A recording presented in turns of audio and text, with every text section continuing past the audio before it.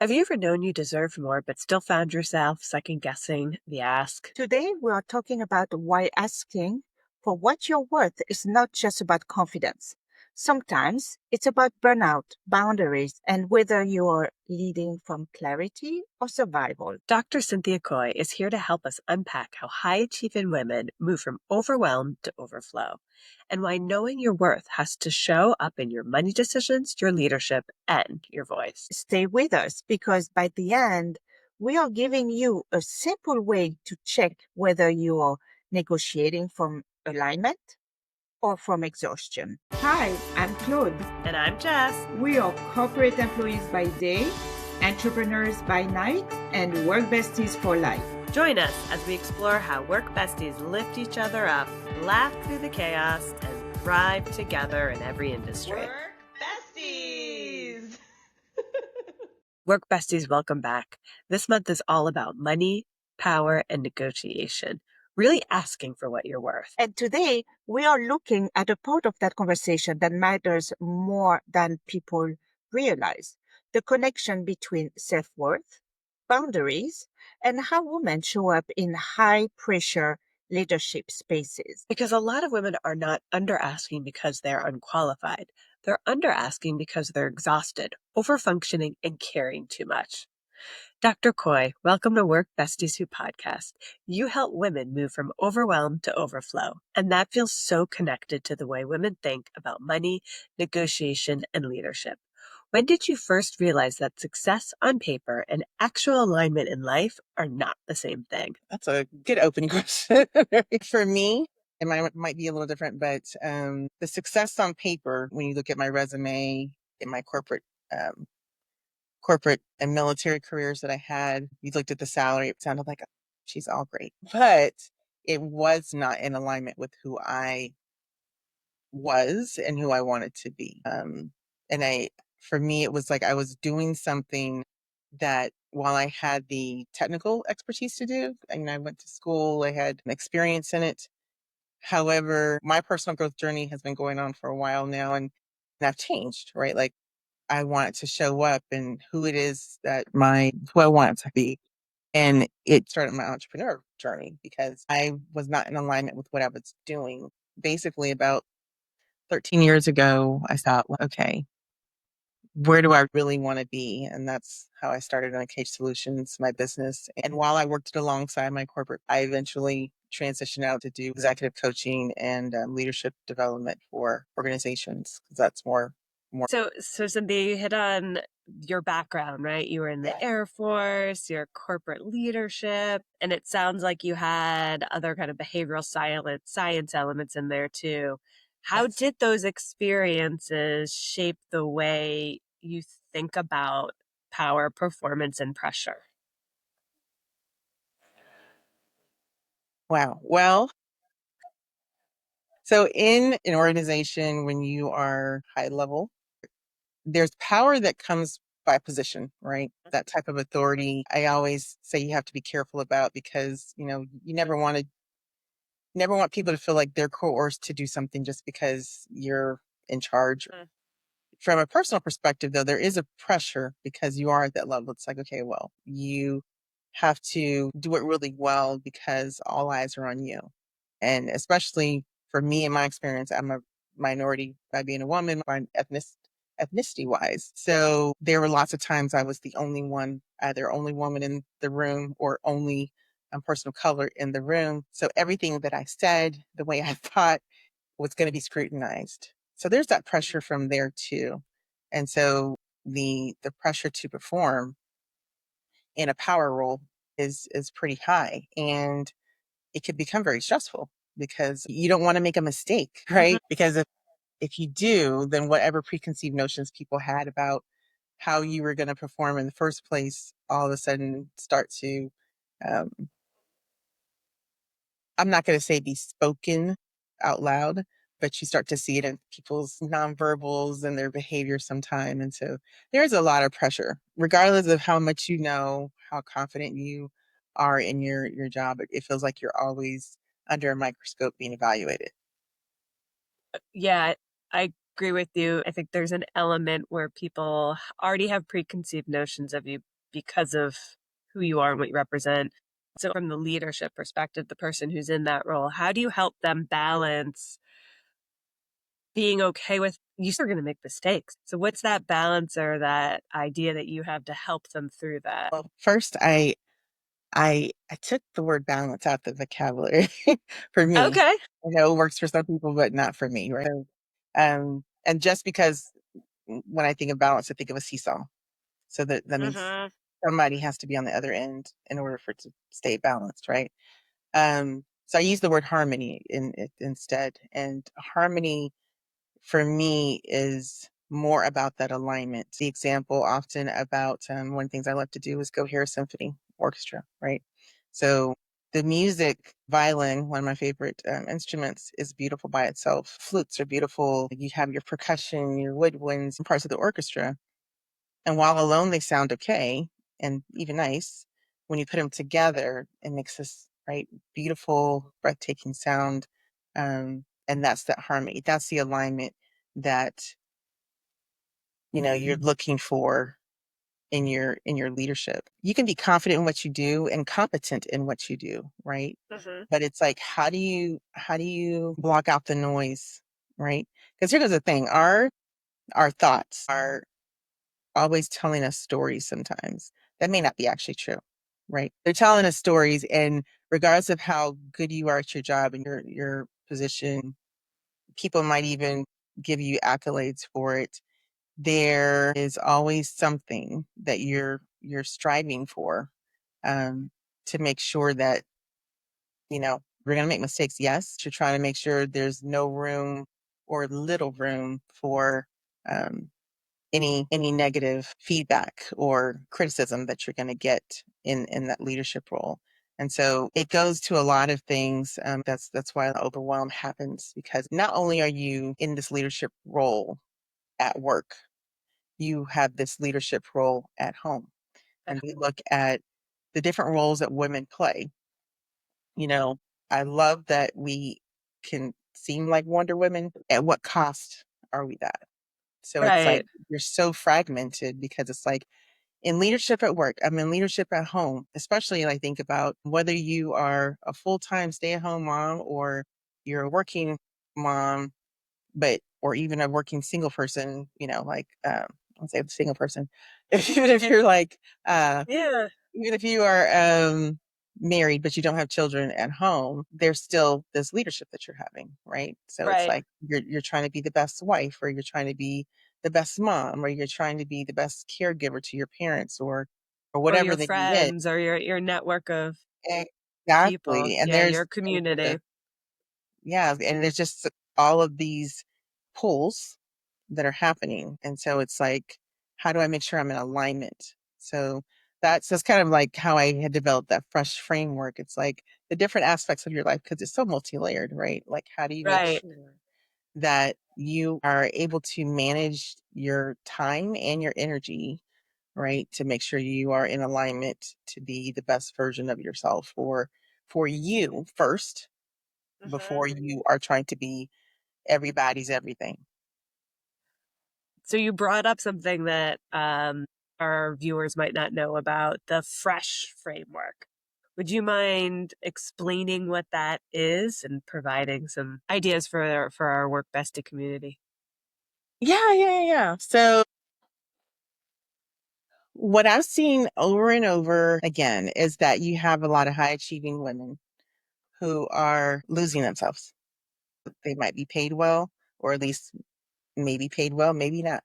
Who knows? Hopefully. It just depends. But we'll Hopefully get they into are, that. but they are losing themselves because, again, they're trying to be all things to all people. They are depleting themselves dry and not showing up for themselves. They are literally drowning in overwhelm. And so this fresh framework that I came up with stands for financial, relational, emotional, spiritual, holistic. Holistic is more of the integrator, right? It's being able to check out how you are showing up financially. You have people who are making six figures who can't afford to do something that might seem so basic because they don't know how to manage money well, right? You have people who are not successful in relationships because they don't know how to set boundaries, right? You have people who don't know how to manage their emotional responses. They're not even emotionally aware. So that part is not where it should be. And it's starting to impact your relationships and your finances, right? And then you have Right. the aspect of spiritual awareness and your journey spiritually, regardless of what you believe in or what you don't believe in. I hope that most people understand that there is something bigger than you, right? And even when you look at your purpose that is bigger than you, um, there's something that should be anchoring you and guiding you in how you make decisions every day. And then when you look at your age, which is the holistic integration of it, it's looking at how do I make sure that I'm not giving too much energy or too much time in one area and neglecting another area. So that alignment, that harmony, the fresh framework, number one, takes a lot of intention and a lot of reflection and a lot of time for you to just say, okay, pause, pause, especially from the emotional side. I think our emotions really are the tell of how well we're doing, right? They're like, you can feel when you have a tightness in your chest or tightness in your gut. But if you're not listening to it, you start ignoring it. And then that's how you suppress it. And eventually it's that one little thing that has nothing to do with really anything, right? It like explodes. So that fresh framework is a call for you to really pause, think about where am I in these different areas of my life? Is that where I want to be? And how do I get to where I want to be? I would love for you to talk about the financial portion of Fresh in a deeper way. What does financial alignment look like for a woman who wants more, but also wants peace, sustainability, and room to breathe? The first area you need to really reflect on is your worthiness. We, as women, I just want something that's fair. I'm afraid to ask for too much. I don't want to ask too much, because you're afraid of this rejection, right? But if you don't understand your worthiness, if you don't know the value that you're bringing to the organization, then you are going to let the organization define your worth instead of you defining your worth, right? You should be walking into that conversation knowing a few things. One, research, know what the market range is, right? You also need to know where you fall into that range, right? And then you got to be able to articulate, why do I belong at the top? A lot of times we think in terms of what's the amount of money I need to ask for in order for us to maintain the lifestyle that we currently have versus dreaming bigger and thinking bigger. And so you're looking at that from a scarcity mindset versus an abundance mindset. The value that you bring, what is that worth? Society, has taught us this. Be quiet, shrink. But why? Because when you put a value on your time, that should change the game, right? For you. Another mistake that we make when we go into interviews or negotiations for salary is you're as much interviewing this organization as they are interviewing you. You're wanting to make sure that this is a good fit, that this is in alignment with not just what your worth is, but also who you are in the role that Oh, you're going to. a couple of things that I would love to double click into. Your comments coming with a mindset of scarcity versus abundance. That's game changer. And it's such a unique perspective to think about, especially when you're coming to your research side of where you think you land as far as knowing your worth. Talk to me a little bit more about that. What do you mean? Who we are at this moment, right, obviously has been shaped by experiences that we have had in our past. And so, regardless of where you are on the financial spectrum, is obviously informed by our past experiences. It's also Mhm. informed by our thoughts for the future. Right. And I think we just have grown up in a lot of scarcity mindsets. I think the difference between a scarcity and an abundance mindset comes down to the language that you speak. I'm not talking about foreign languages. I'm talking about saying the words that we say Oh, to this is great. ourselves. Yeah. I know, like for myself, I have taken certain words out of my vocabulary. Like, I don't say try. No, I don't say, I think I'm going to do this. No, you're doing it. Intention is so important. And when you're looking at abundance, you always have to be future forward looking, right? And so when you go into a meeting to negotiate your salary, you should not just be looking at, so this is based on what I've done.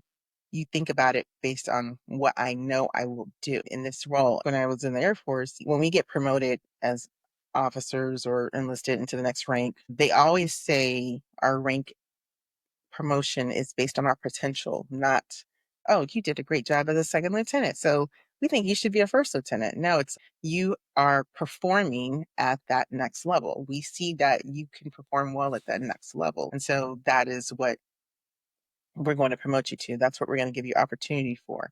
When you are going into looking for another position, professionally speaking, that's what you should be looking for, is thinking about, what am I going to do in this position? Now, granted, you don't know until you get there and you see what challenges might be there, but Right. you know what you bring and you can dream. Do your research, not just on what the market has for this salary range, but if you had that title and you thought about, what could I really do with that? Dream, start thinking future focused. It sounds like boundaries are not separate from negotiation, right? They teach people how to value your time, your leadership, and your labor before the money conversation even starts. This is where a lot of high achieving women, we get tripped up. We try to make it very personal, and you have to stop doing that. I get it. You don't want to come off as aggressive. You don't want to come off trying to mess up a relationship with your boss, who might be the hiring manager. Negotiation is not about having a conflict with the person that you're engaging with. It's totally about collaboration. So you're not going to the table asking for permission. You're not saying, can I do this? No, this is what I need. This is what I want. And knowing that you can deliver what that number is asking for. So on the relationship side, and even like when you look at communication, right? For the relationships that you're having in that space, is we do make it so personal. So you might feel like people are attacking you, but it's really not. It could be jealousy, it could be intimidation. Um, People are not secure in themselves when they are around secure people. That's just fact. Wow. When you think about energy, right? The energy you bring when you walk in that room can command a room, right? When you're around certain people, they can become intimidated or jealous about you. Not that you're given an air of arrogance or anything like that, but it's just because you're very confident in who you are. Your posture, it all adds to it, right? Your posture, keeping your head down, your shoulders are back, your head is up. When you speak, you're not a mouse. You're not also being super loud, and very confident in what I have to bring to the table. I'll say this really quick, because one of the things on the relational side is the people pleasing. We have to stop. We are so taught to be people pleasing from the time we're a kid, right? I get it. As a time that we're a kid, you want to please your parents because you don't want to get in trouble. You don't want to have those kind of consequences. But as we get older, we still are acting like, the 10-year-old that is like so obsessed with not disappointing our parents or not disappointing our friends, that we start to sacrifice and not draw those boundaries, because boundaries are about you protecting your peace and protecting your joy, by not letting people overstep and basically get you into a position where you're stressed out and overwhelmed, where you're not able to be in your flow and be in the space where you are in full alignment with who you're called to be. I agree wholeheartedly. People pleasing, setting the boundaries is really more about us, because others will listen. You're the ones that have to set those boundaries and explain it and state it. And if you don't, they're going to keep pushing. It's a good point. Like, just like the boundaries, you can try to communicate. Oh, don't yell at me. Yeah. Okay. What are you going to do if I do? What is your enforcement? What is the consequence of somebody yelling at you? I'm But not going to support whatever you're asking me to do. It's just not going to get done. Or I'm not going to say anything. I'm just going to sit in silence or walk Right. away, remove myself from that situation and leave you there by yourself. Your enforcement of your boundaries is critical to you maintaining your alignment. And people will figure it out really quick. She doesn't play that. Let me not do that Yeah, again. Let me that's not do that true. again.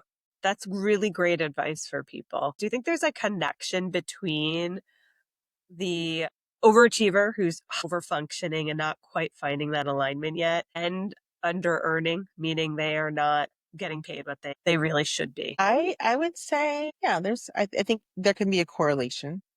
Okay. There also cannot, right? One of the things that comes to mind is if I'm overworking and not being paid enough, then I'm striving to prove something like I should be worth more, but they're not going to pay you more if you're doing what they're paying you for doing less. Because here's the thing, it's like human nature. If you go above and beyond what you're worth, and don't get me, I'm not saying don't ever do it, but I'm just saying Right. you're consistently overworking, you're consistently staying late, coming in early, working on weekends when you should be at home, um, focused on yourself or your family or whoever, then people are like, oh, let her do She'll do that. it. Let her do it. She'll do it. Yeah, she'll do it. She'll Yeah. be the one that if we said, hey, Jess, I need you to work this weekend, regardless of if you have that gut feeling like, okay, what am I gonna have to cancel you taking my kid to their soccer game or whatever, you're gonna do it, but for what? Instead of us being confident in knowing our worth and say, oh, okay, you need me to work the weekend? Okay, let's negotiate what that's gonna look like. Okay, I'm gonna need this, that, and the other. Negotiate your worth at that point. Yeah. Then they can I rethink that. You know what I'm saying? So it's like, wait, Right. So they can know that it is leaning in and asking for more. I love that. That's like, how do you establish being more collaborative versus just being chronically available for people? exactly. What is a good question a work bestie can ask when she can tell someone is shrinking herself in a money or leadership conversation? A really good question. uh, First of all, when you have a work bestie, I hope they are the type of people that you're surrounding yourself with who are not afraid to be honest with you, right? Who can tell you what you may not want to hear, but you need to hear. And I think one of the most powerful coaching questions I have used is when people are shrinking or maybe not feeling like they're having their best day, feeling worthy, is um, what is the story you're telling yourself right now? What is the story you're telling yourself? Now, there's a difference between stories we tell ourselves and the facts as they are.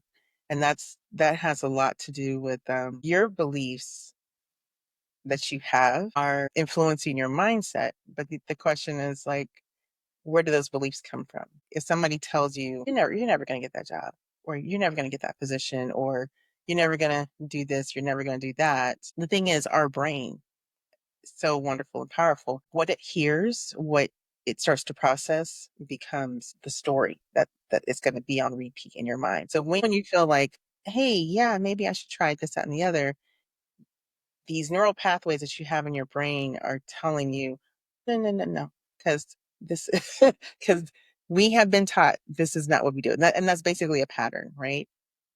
But when you have those work besties that are encouraging you and challenging you to figure out, is that the story that you've been telling yourself? Where does that come from versus what is the fact, right? A lot of times we have fears based on things we've never even tried. We have fears just based off of what people have said, and we aren't willing to change that into a different story, right? Because it's a story, like story time with your kids. but the truth, the fact is, you never know until you do it. And again, when you try something new, it is always a learning opportunity. So it's never, failure. We hear failure is like sometimes people have a negative connotation to it, but it's like, no, it's an experiment. And that's the way I live my life. Is it's a living laboratory. My life is a living laboratory. I'm just experimenting with things, and some things work, some things don't work, and I learn from both of them. That's fantastic. And for the woman who knows she has been overgiving, under asking, or quietly burning out, what is one small step she can take this week to begin leading fresh? Pause. Seriously, just I would say just pause. That can be some of the one of the scariest things people can do. I don't know about you, but like, sometimes if you are just quiet and you're not doing, but you're just being, sorry, human being, but like if you're just being in a space where you're really not trying to be misfix it, evaluating what's happening, what's going right, what's going wrong, doing a lot of reflection. Is this what I want? And then filling that gap. Okay. So how am I going to move from here to here? That might involve you needing to hire a coach or talk to your work bestie. Once you figure out where your gaps are, ask for help. Ask for help. Do not try to be like, I can do this by myself. But I have a coach, right? And I'm a coach. It's like asking for help because well, the answer is always within you. That's one thing I love about coaching. The answer is actually always within you. And, when you ask those good questions, you have to really think about it and reflect. And the answer is, well, I could do this or I can do that. You just never have done it. You've never sat still enough to ask yourself those questions or have those questions asked to you. So I would say that's the biggest thing is just stop. Because you continuing to keep going and doing the same thing that you've been doing, I think somebody says that's the definition of insanity. You're so right. Yeah. It's not going to be if I say, here's the 5 things you should go fix. They're going to be like, I don't know. Yeah. I'll say one more quick thing about that too. If you made a list of all the stuff you're doing, I guarantee you don't need to be doing all this stuff. Really knowing what your priorities are, what is most important to you, will help alleviate some of that overwhelm that you're experiencing. Letting go. Really. Cynthia, before we started this podcast, you were talking about some exciting news that you have. Would you mind sharing with our Work Bestie community? Okay, so I started last year writing a book, and I actually have the proof right here, like the proof that I've written it. The proof for me to edit somewhere. It's called Overflow: The New Way to Lead, Live, and Last by me. Yay! And this is a labor of love, a journey of putting in this book. Chapters are short, it's roughly 100 pages, and it includes reflective prompts at the end of each chapter for you to pause and think and to make sure you're in alignment. The book focuses on helping you live whole instead of so fragmented, using that fresh framework as a perspective. This is written for the overachieving woman who just needs to stop living from depletion, from overwhelm, and move into overflow. And overflow is everything, including the boundary setting, being able to know your worth and being able to regulate your own emotions. It's about a lot of different things, using spirituality as your anchor and to be able to give to others without depleting yourself. That feels really on brand for the Work Bestie community. The book is called The New Way to Live, Live, and Last. We have learned how to lead well. We've learned how to live well, but it's not sustainable, right? It only lasts 5 years, 10 years, even 15. But again, you have to count the cost of what that means for you. Right. What are you missing out on for you? Money is nice. It does allow us to do a lot of things, but peace is one of those things that are priceless. You can't put a price on peace. You can't put a price on your joy. You can't put a price on just knowing that I'm where I'm supposed to be purpose wise. All of that is priceless. And at the end of the day, nobody's going to ask you, how much money did you make? Was all the working, all the accolades you got from doing all the work, that's nice. But when you're in the next chapter of your life, are you going to look back on those things and be like, oh, yeah, that was worth it? Or can you look back on your life and say, the legacy I've built by teaching my kids the things that really matter, that's the thing that's going to sustain you. Keeping that in perspective of what really matters, keeping those priorities, that's what helps you sustain. Dr. Cynthia Coy, you have been fantastic. How can our readers or our guests find out more about you? You can always check out my website, uncagedsolutions.com. You can also find me on LinkedIn. And if you have a question or you want to learn more about what I do in my coaching business, you can, and the books, you can always reach out to me at Cynthia at Uncaged Thank you so much. This conversation was eye-opening, and we so appreciate your expertise. And that worth is not something women have to earn through exhaustion. Not at all. It is something they have to remember, protect, and communicate clearly. This is the key. Because sometimes the first step towards asking for more is realizing we never supposed to lose yourself just to succeed. So the work besties out there, we hope you found this just as enjoyable. Please share with us what you're learning, how you're incorporating fresh into your life. And with that, keep supporting each other. Thank you. Thank you. Remember, whether you're swapping snacks in the break room, rescuing each other from endless meetings, or just sending that perfectly timed meme, having a work bestie is like having your own personal hype squad. So keep lifting each other up, laughing through the chaos, and of course, thriving. Until next time, stay positive, stay productive, and don't forget to keep supporting each other. Work